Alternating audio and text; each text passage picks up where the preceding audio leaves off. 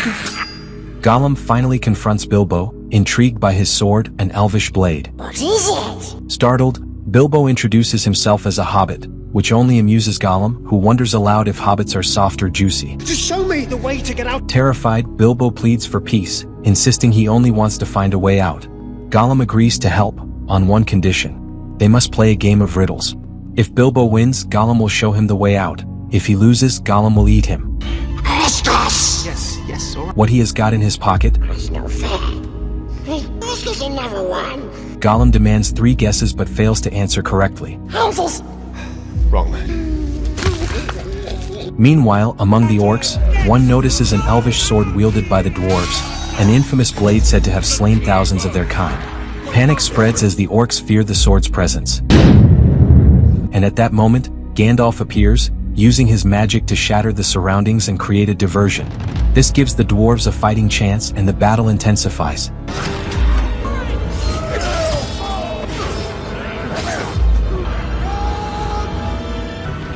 Despite being outnumbered, the dwarves' skill keeps them alive.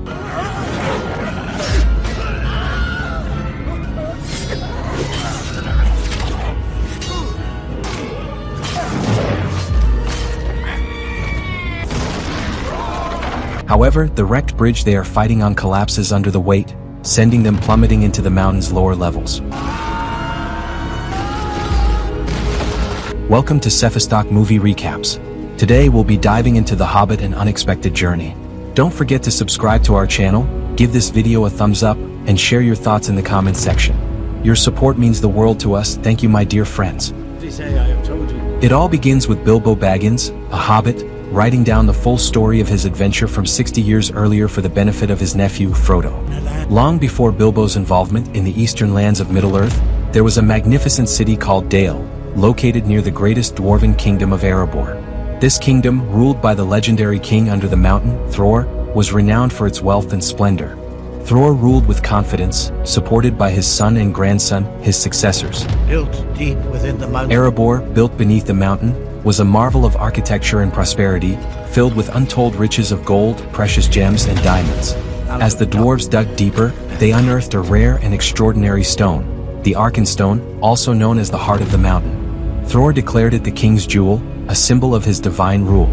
It served as a reminder to all kings, including Thranduil, the great elven king, that they were subordinate to him and owed him tribute. However, despite his immense wealth, Thror's obsession with gold turned into greed, corrupting his mind. This greed attracted Smaug, a dragon from the north, as dragons are irresistibly drawn to gold. Smaug descended upon Dale, reducing the city to ashes with his fiery wrath. He then turned his attention to Erebor, forcing the dwarves to flee and seizing their vast hoard of treasure. As chaos unfolded, Thror attempted to save the Arkenstone but lost it amidst the struggle. His grandson, Thorin, pulled him to safety, narrowly escaping the dragon's destruction. On a nearby hillside, Thorin saw King Thranduil and his wood elves observing the devastation. To Thorin's dismay, the elves departed without offering aid, a betrayal that fueled Thorin's lifelong hatred of elves. The surviving dwarves were scattered across Middle-earth. Prince Thorin took whatever work he could find, often laboring in the cities of men. This is where Bilbo Baggins' tale begins. In his old age, Bilbo recounts his part in these events for Frodo's benefit. Bilbo, like Frodo, is a hobbit, a small, beardless creature with hairy feet who seldom wears shoes. Hobbits are fond of food, comfort, and beautifully furnished homes, which are cozy holes in the ground. Bilbo's mother belonged to the Took family, rumored to have intermarried with fairies, adding an air of mystery to his lineage. At present, Bilbo is preparing for a party, inviting all the Bagginses except the Sackville Bagginses, who are unwelcome due to their relentless demands. Frodo, however, is thrilled to hear that Gandalf, the famous wizard, will also attend. Eager to meet him, Frodo runs into the woods to surprise him upon his arrival. Meanwhile, Bilbo sits in his garden, enjoying a quiet smoke and reminiscing about the day he first met Gandalf. 60 years earlier, Bilbo had greeted a passerby, not realizing it was Gandalf. The wizard informed Bilbo that he was seeking someone to share an adventure with. An adventure? Bilbo, uninterested, firmly declined, even after Gandalf revealed his identity and reminded Bilbo of his long-standing friendship with the Took family. Such excellent excellent fireworks. Eventually, Bilbo recognized Gandalf as the wandering wizard famous for his spectacular fireworks, which he had displayed for Bilbo's grandfather Old Took on Midsummer's Eve. What? No, no.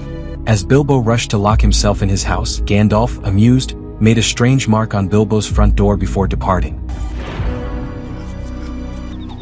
That evening, as Bilbo prepared a delicious fish supper, he received an unexpected visitor, a dwarf named Dwalin. At your service. Without much introduction, Dwalin made himself at home asking for food. Before Bilbo could properly enjoy his meal, his fish became the victim of Dwalin's appetite. Even after devouring it, Dwalin asked for more. While Bilbo stood bewildered, another knock came at the door. This time it was Balin, another dwarf, who cheerfully asked if he was late. Late for what? Bilbo, still clueless about what was happening, reluctantly let him in. Balin greeted his companion Dwalin warmly, and their exchange was both lively and amusing. Certain there had been a mix-up, Bilbo insisted they must have the wrong house. I'm sorry. But before he could resolve the situation, the doorbell rang again. Two more dwarves, Fili and Kili, appeared. Despite Bilbo's attempts to deny them entry, the brothers slipped inside with smooth words, even handing Bilbo their swords for safekeeping. Another bell rang. To his horror, 8 more dwarves arrived at once, with Gandalf the wizard following as the last. His pantry, however, paid the ultimate price for this unexpected party. Gandalf, towering over the small hobbit hole, appeared to be orchestrating everything. The wizard counted the guests, 13 dwarves in total, but noted that one was still missing. Dwalin explained that the missing dwarf had traveled north first but would arrive soon. The feast began in earnest. The dwarves devoured Bilbo's entire stock of food, leaving his shelves bare. Miserable and confused, Bilbo turned to Gandalf to complain but was interrupted by Ori, a young dwarf asking where to put his empty plate. Bilbo's dismay grew when the dwarves started tossing plates to the pantry in a boisterous cleanup routine, despite his protests. Amidst the chaos, the doorbell rang once more. This time, the house fell silent as Thorin Oakenshield, the leader of the company and grandson of King Thror, entered. Thorin carried an air of authority, immediately commanding attention. He briefly questioned Bilbo about his combat skills and weapon preferences, but Bilbo, being neither a fighter nor a soldier, had no answers to give. Thorin explained his late arrival. He had been attending a meeting in the Erd Luin with representatives from the 7 dwarf kingdoms. The Iron Hills dwarves had refused to join the quest, leaving Thorin and his company to proceed alone. This led Bilbo to ask what this quest was about. Gandalf revealed a map of the Lonely Mountain and explained their mission, to reclaim Erebor, their homeland, from the dragon Smaug. But we're fighters. And right up his jacksie! The mountain, brimming with gold and treasure, had been theirs before Smaug's conquest. Back, Erebor! Gandalf handed Thorin a key to a hidden door in the mountain, entrusted to him by Thorin's father, Thrain. However, the dwarves needed a burglar to sneak into Smaug's lair and retrieve the Arkenstone, the king's jewel, which symbolized their right to rule. Gandalf nominated Bilbo for the role. Shocked, Bilbo refused, No, I'm not a burglar. insisting he had never stolen anything in his life and had no intention of starting now. The dwarves were disappointed, and an argument broke out, only for Gandalf to step in, vouching for Bilbo's hidden potential. No. Give him the contract. Warren. They presented Bilbo with a contract detailing the terms of the quest, including a grim clause warning of possible incineration by dragon fire. Overwhelmed, Bilbo fainted. No. When he came to cautiousness, Bilbo hesitated to accept. Great-great-uncle Bulrora Took. In the Battle of Green Fields, he charged. Even Gandalf's encouragement, citing the adventurous spirit of Bilbo's uncle, the Great Took, couldn't convince him. Bilbo firmly refused, unwilling to risk his life. After the rejection, Thorin discussed their next steps with Balin. Despite losing their would-be burglar, Thorin resolved to proceed with the quest to reclaim their homeland. Grateful for the key passed down from his grandfather to his father, Thorin held on to his determination. There is no choice, Balin. In the quiet that followed, the dwarves sang a sorrowful song of their lost homeland and the treasure guarded beneath the mountain by Smaug. The haunting melody stirred something within Bilbo, leaving him deep in thought throughout the night. The following morning, Bilbo woke up to find his house unusually quiet and neatly organized. He called out, wondering if the dwarves were still there, but they had left. Hello? To his surprise, he felt a wave of relief and even celebrated their departure. However, his celebration was short-lived when he noticed the contract still lying on the ground, awaiting his signature. After some deliberation, Bilbo made up his mind. he dashed out to find the company and join the adventure. When Bilbo arrived at the company, having signed the contract, Balin carefully examined it and confirmed that everything was in order. With that, Bilbo was officially declared a burglar. The dwarves provided him with a pony, despite his protests that he preferred walking. Those who had placed bets on whether Bilbo would join began paying up, including Gandalf, who had never doubted Bilbo's arrival. The whole scene amused everyone, especially when Bilbo realized he'd forgotten his handkerchief. Use this! He suggested they return to retrieve it, but Beaufort quickly improvised by tearing a rag from his cloak. Though it was far from elegant, the journey continued. As they traveled through the Shire, Gandalf advised Bilbo to adapt and rely less on the comforts of home. That night they rested on a hillside. Bilbo, in a rare moment of excitement, fed his pony as a way of showing gratitude. Suddenly, distant orc roars pierced the air. Keely tried to tease Bilbo, making light of the sounds, but Thorin quickly silenced him. To Thorin, orcs were no joke. He still carried vivid memories of their savagery. Balin, the eldest dwarf, agreed with Thorin and shared a somber flashback. Years earlier, after the dragon Smaug took Erebor, the dwarves wandered in search of refuge. Their only option was the ancient kingdom of Moria, which was controlled by a horde of orcs led by Azog the Defiler, a monstrous Gundabad orc determined to wipe out the line of Durin. During the brutal battle that ensued, Azog killed King Thror, an event that unfolded right before Thorin's eyes. Thrain, Thorin's father, disappeared during the chaos, leaving the dwarves leaderless. Overwhelmed by the orc onslaught, the dwarves suffered devastating losses. In a desperate moment, young Thorin rose to face Azog alone. Without proper armor, Thorin used a branch as a shield and managed to sever Azog's hand with his blade. Inspired by his courage, the remaining dwarves rallied and drove the orcs back to their lairs. Despite this small victory, the losses were immense, and Thorin became the only leader they had. Balin explained that Azog supposedly died from his wounds that day, though the memory of that battle still haunted Thorin. Meanwhile, unbeknownst to the company, orc spies were tracking their movements across the valley. The next day brought rain, dampening spirits as the group trudged forward.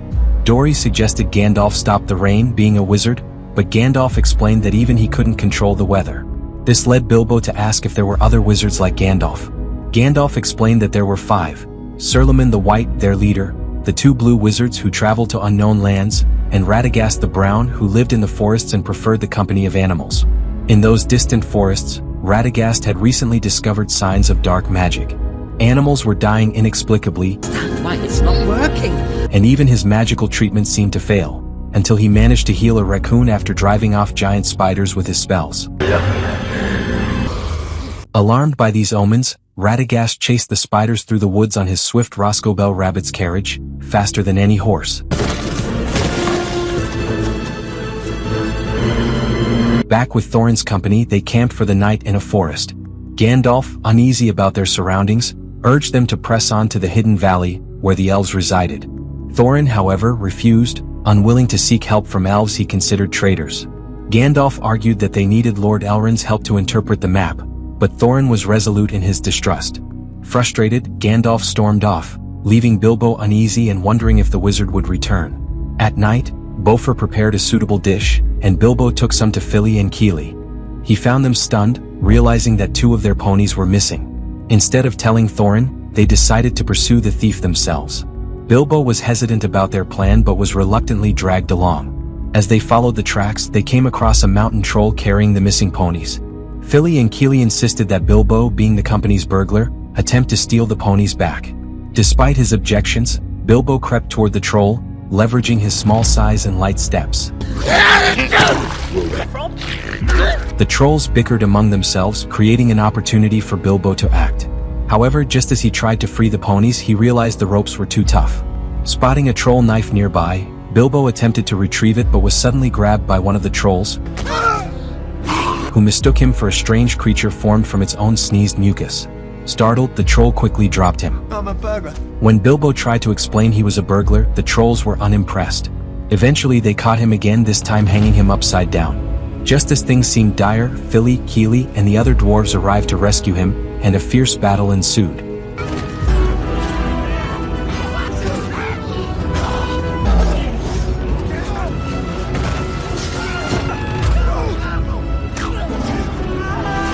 Amid the chaos, Bilbo managed to grab the troll knife and free the ponies, but he was caught once more and nearly ripped apart. Lie down your arms! To save him, the dwarves surrendered their weapons, only to end up on the trolls' dinner menu. The trolls hurriedly prepared to cook them before sunrise, fearing the sun would turn them to stone. Thinking quickly, Bilbo devised a plan to stall for time. He distracted the trolls by pretending to offer advice on how best to cook dwarves, Skin them first! even suggesting they might be diseased. Yeah, he's got worms! The trolls argued over his ideas, which bought just enough time for Gandalf to arrive. The wizard split a large rock with his staff, exposing the dawn's light and turning the trolls to stone.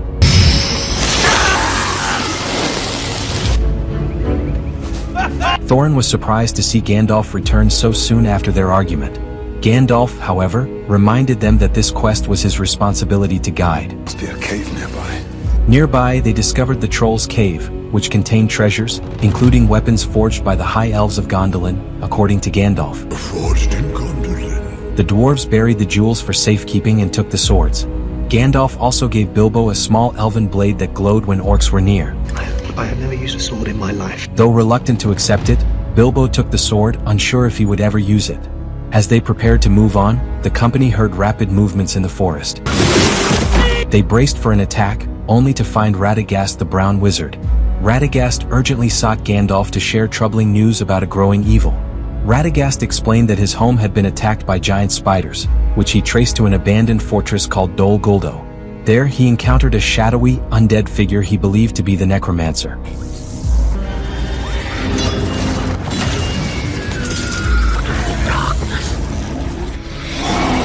Terrified, Radagast fled, pursued by giant bats. Gandalf calmed him down with his pipe smoke and examined the ancient blade Radagast had taken from the shadowy figure. Their discussion was interrupted when two warg scouts attacked, but the group swiftly dispatched them. Which means an orc pack is not far behind. This confirmed that an orc pack was nearby. As Gandalf and Thorin argued about their next move, Ori brought bad news. We have no ponies! Their ponies had disappeared, leaving them stranded. Radagast offered to distract the orcs with his Roscoe rabbits. While he led the orcs away, the company moved stealthily, hiding behind rocks.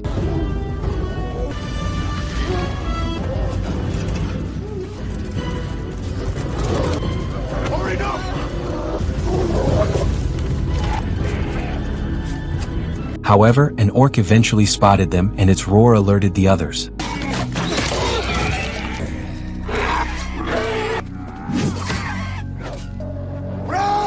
Forced to flee, the company ran until they reached a dead end and became surrounded by orcs.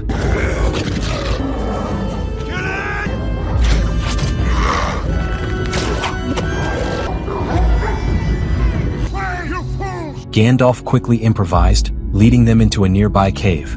Just as the orcs closed in, elves arrived, dispatching most of the orcs and causing the survivors to flee.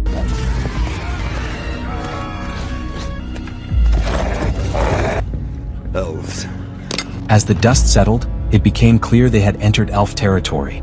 The dwarves followed the path through the rocky caves, eventually emerging into the hidden valley of Imladris, also known as Rivendell, the elves' sanctuary protected by the power of the elven rings. Rivendell. Thorin was uneasy, dreading any entanglement with the elves, whom he regarded as enemies. We'll give our quest then. He doubted the elves would support their quest. However, the dwarves needed Elrond's help to interpret the map's hidden text, so they had little choice. Gandalf assured them of their safety and offered to handle the negotiations. As they approached Rivendell, the dwarves were both nervous and awestruck by the grandeur of the elven fortress.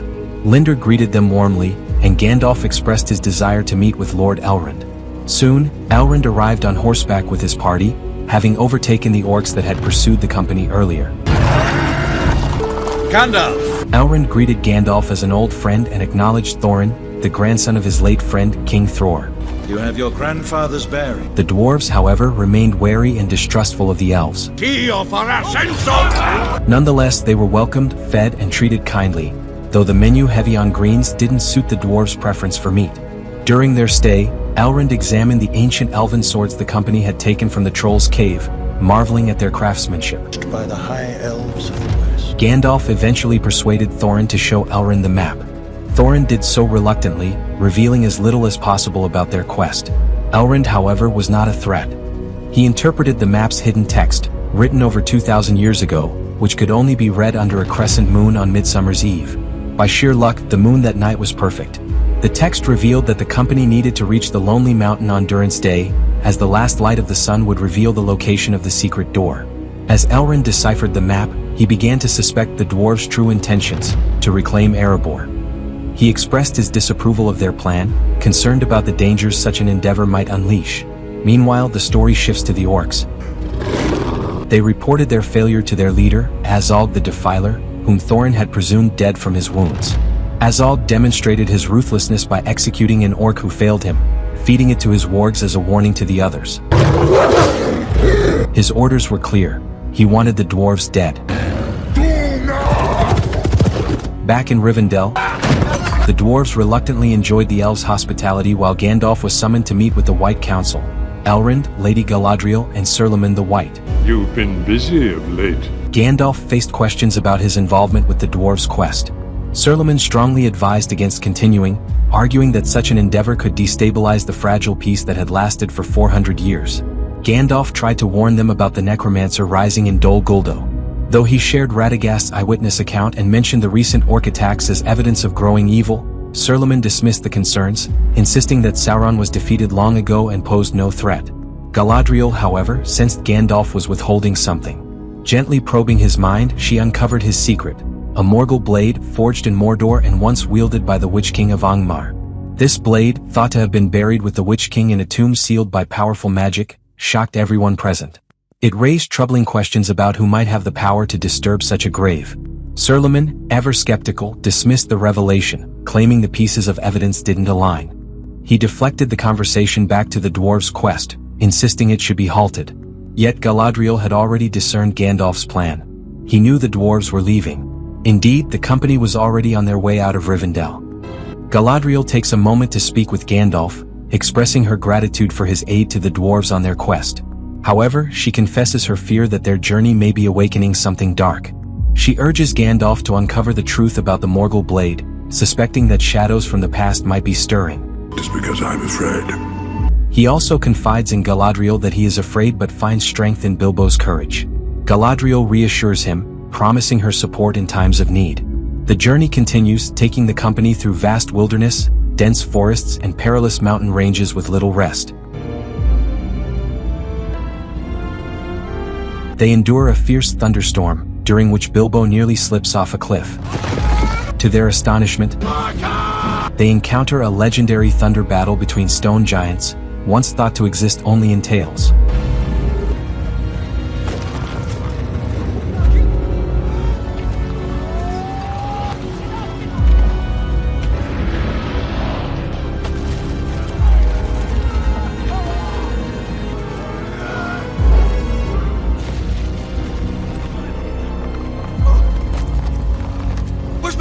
The chaos almost claims Bilbo, but he clings to the cliff edge and is saved just in time.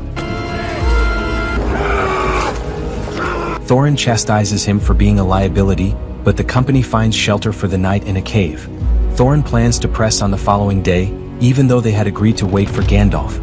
Plans change. Meanwhile, on the other side of the mountains, Azog the Defiler is seen mobilizing his forces. That night, while the others sleep, Bilbo lies awake, discouraged by Thorin's harsh words. He resolves to leave the group and quietly sneaks away. However, Bofur notices and tries to dissuade him, urging him not to act selfishly.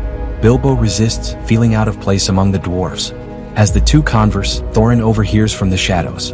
I understand. No, you don't. Just as Bofur gives up, Bilbo's sword begins to glow, signaling nearby orcs. Before they can react, the cave floor cracks open, and the company is sent tumbling into the orcs' tunnels.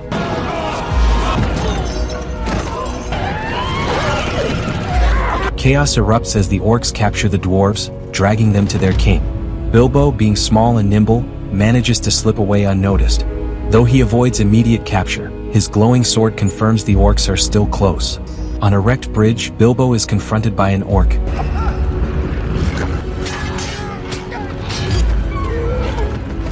The captured dwarves are brought before the great Goblin, who demands to know their purpose in his domain. Initially suspicious, the goblins inspect the dwarves for stolen goods. Finding nothing incriminating, the great goblin focuses on Thorin, recognizing him as the heir of Durin. Under the mountain. He taunts Thorin, calling him the king without a throne, and reveals that Azog has placed a bounty on his head. Thorin, still convinced Azog is dead, refuses to believe it. Meanwhile, Bilbo regains consciousness after his fall and encounters Gollum, who has also noticed the unconscious orc nearby. Gollum attacks the orc, killing it in a frenzy. During the scuffle, a small golden ring slips from Gollum's possession and rolls unnoticed to Bilbo. As Gollum disappears into the shadows, Bilbo retrieves the ring, though he doesn't yet understand its significance. Bilbo cautiously follows Gollum, who mutters to himself, debating whether Bilbo is a threat or a meal. Gollum finally confronts Bilbo, intrigued by his sword and elvish blade. What is it? Startled, Bilbo introduces himself as a hobbit, which only amuses Gollum, who wonders aloud if hobbits are soft or juicy. Just show me the way to get out. Terrified, Bilbo pleads for peace, insisting he only wants to find a way out. Gollum agrees to help, on one condition. They must play a game of riddles. If Bilbo wins, Gollum will show him the way out. If he loses, Gollum will eat him. The two exchange riddles, with Gollum growing increasingly frustrated but always managing to solve them. Winners, precious, give us a chance. Access! Eventually, Bilbo's final riddle stumps Gollum. Askus! Yes, alright. What he has got in his pocket? That's no fair. Ask us another one. Gollum demands 3 guesses but fails to answer correctly. Houses. Wrong man. However, when Gollum realizes that his precious ring is missing, he becomes enraged, suspecting Bilbo of stealing it.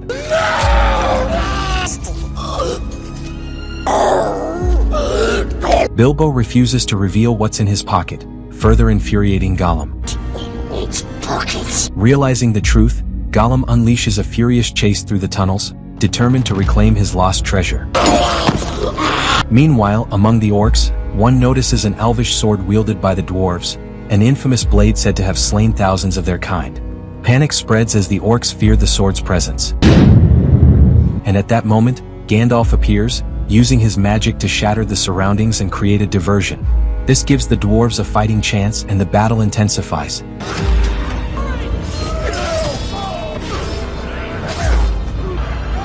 Back with Bilbo, he struggles to escape from Gollum.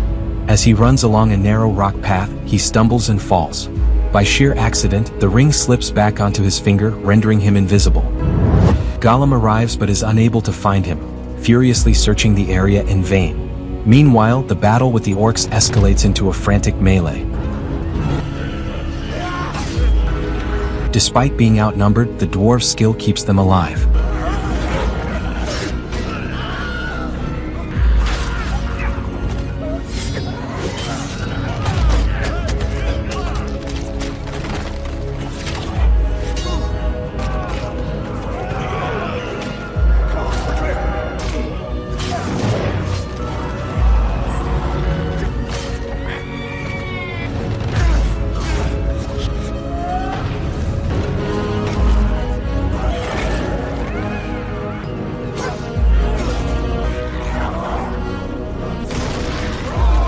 However, the wrecked bridge they are fighting on collapses under the weight, sending them plummeting into the mountain's lower levels.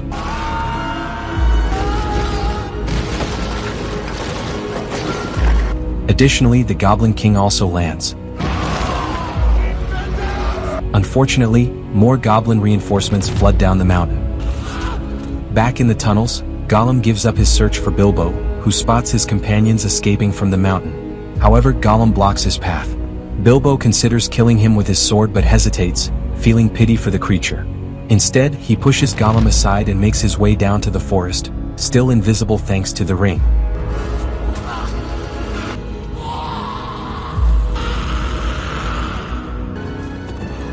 Gandalf and the dwarves regroup outside the mountain. As Gandalf counts their number, he realizes Bilbo is missing. Thorin, still bitter, assumes Bilbo has abandoned them. To their surprise, Bilbo emerges from the shadows, revealing that he escaped on his own. No. How on earth did you get past the goblins? When asked how he outran the goblins, Bilbo keeps his secret.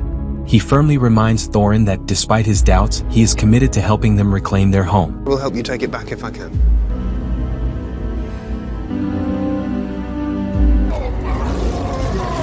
Before they can rest, Azog the Defiler and his warg riders close in. The company fights valiantly but is forced to flee. They eventually find themselves at a dead end, with no choice but to climb the trees for safety. Bilbo narrowly escapes being caught by a warg as he retrieves his sword and climbs swiftly. Gandalf, seeing the dire situation, sends an enchanted butterfly to summon aid. Meanwhile, Azog arrives on his massive warg, sensing Thorin's presence. Determined to end him, Azog unleashes his wargs to bring down the trees. The combined weight of the dwarves causes the trees to sway and crash into one another, leaving the company clinging to a single precarious tree at the edge of a cliff.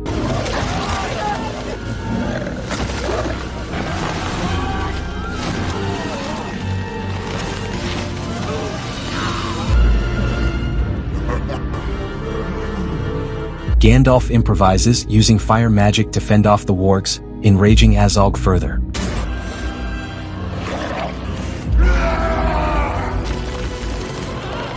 As the tree begins to give way, Thorin bravely confronts Azog.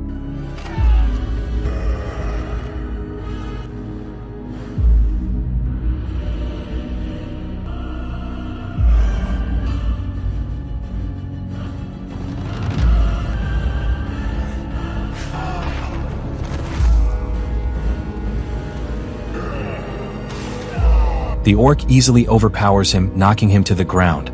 Just as Azog sends another orc to deliver the killing blow, Bilbo springs into action, surprising Azog and saving Thorin by slaying the attacking orc. Inspired by Bilbo's courage, the other dwarves join the fight. At that critical moment, the butterfly returns with a flock of giant eagles. The eagles swoop in, scattering the wargs and rescuing the company.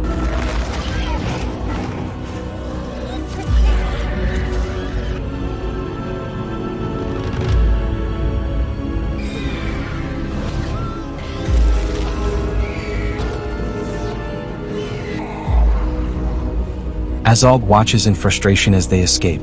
The eagles carry the company safely to the Carrock.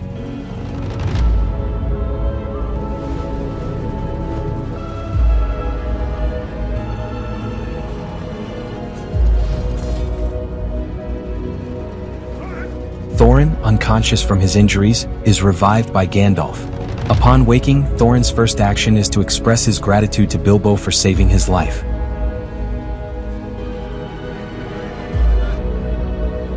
This moment brings joy to Gandalf, who is pleased to see the beginnings of a bond forming between them. In the distance, the company glimpses the lonely mountain. Their journey is far from over, and at its heart lies a greater danger. Within the mountain, the dragon Smaug stirs, awakened by the faint knocking of a thrush. Thanks for watching. Please subscribe to our channel and share your thoughts in the comments section. Your support is truly appreciated, my dear friends. Feel free to click on the next video. Thank you.